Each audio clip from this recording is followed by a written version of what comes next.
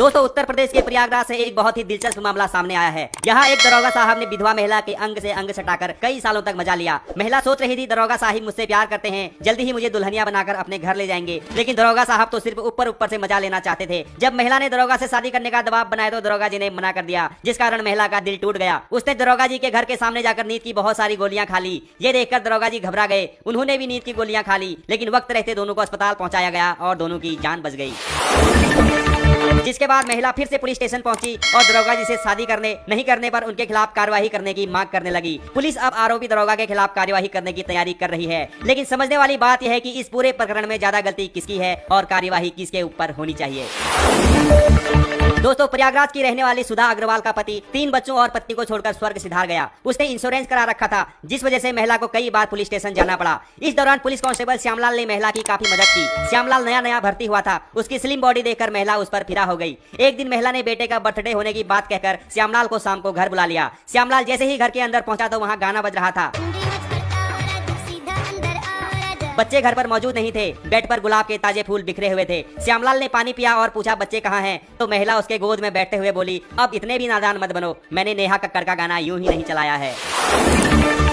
श्यामलाल ने कुछ समय पहले ही जवानी की दहलीज पर कदम रखा था, उसने अभी ओपनिंग तक नहीं की थी। पहली बार महिला का स्पर्श पाकर वो मदहोश हो गया। जब उसको होश आया तो बेड पर गुलाब के फूलों का कचुम्बर निकला हुआ था, उसके कपड़े फर्श पर बिखरे हुए थे, उसको अपना शरीर काफी हल्का हल्का महसूस हो रहा था।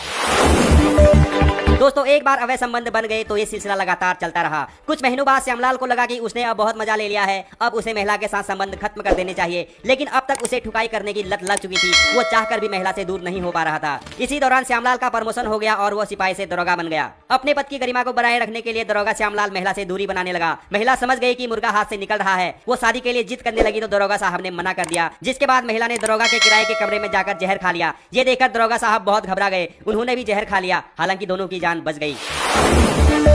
तो दोस्तों अब सबसे बड़ा सवाल यह है कि इसमें दोष महिला का है या फिर दरोगा का। श्यामलाल ने महिला की प्यास बुझाई, उसे मजा दिया, इस बात के लिए महिला को जिंदगी भर उसका शुक्रगुजार रहना चाहिए। अब अगर दरोगा शादी नहीं करना चाहता है तो इसमें किसी का घाटा थोड़ी हुआ है, दोनों को फायदा हुआ है, दोनों को मजा मिला है। लेकिन देश का कानून मजा लेने की अनुमति सिर्फ महिलाओं को देता है, जबकि इस मामले में गौर किया जाए तो महिला ने जवान लड़के को प्रेम जाल में फंसाकर अपना ठुकाई ऑपरेटर बनाया। इसीलिए सबसे पहले कार्यवाही महिला के खिलाफ होनी चाहिए, क्योंकि मेरा मानना है कि अवैध संबंध स्थापित होने में सबसे ज्यादा हाथ महिला का ही होता है। अगर महिला नहीं चाहे तो पुरुष की हिम्मत नहीं है कि उसे छू जाए, अगर छू लेगा तो सीधे जेल चला जाएगा। हालांकि इस मामले में श्यामलाल ने भी वही गलती की है जो अक्सर लड़के जवानी में कर देते हैं, बिना सोचे समझे कहीं भी घुसा देते हैं, जो बाद में उनके लिए मुसीबत बन जाती है। इसीलिए इस कहानी से सभी युवा सीख लें और उनसे अनुरोध है कि कृपया 2 मिनट के मजे के चक्कर में अपना जीवन अपना करियर बर्बाद ना करें। सेक्स सिर्फ और सिर्फ अपनी पत्नी के साथ ही करें। धन्यवाद।